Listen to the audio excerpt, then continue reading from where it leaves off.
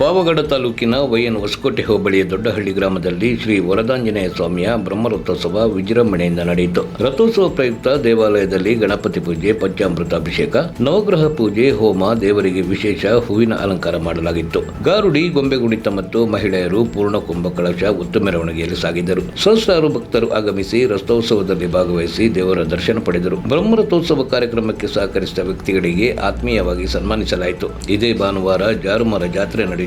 ಈ ಸಂದರ್ಭದಲ್ಲಿ ನಿವೃತ್ತ ಜಿಲ್ಲಾಧಿಕಾರಿ ಎಚ್ ರಾಮಾಂಜನೇಯ, ಹೆಚ್ಚುವರಿ ಪೊಲೀಸ್ ಆಯುಕ್ತ ಚಂದ್ರಶೇಖರ್, ಬೆಂಗಳೂರು ದಕ್ಷಿಣ ಉಪ ವಿಭಾಗಾಧಿಕಾರಿ ರಘುನಂದನ್, ಶ್ರೀ ವರದಾಂಜನೇಯ ಸ್ವಾಮಿ ಸೇವಾ ಸಮಿತಿ ಅಧ್ಯಕ್ಷರು ಮತ್ತು ಪದಾಧಿಕಾರಿಗಳು ಹಾಜರಿದ್ದರು.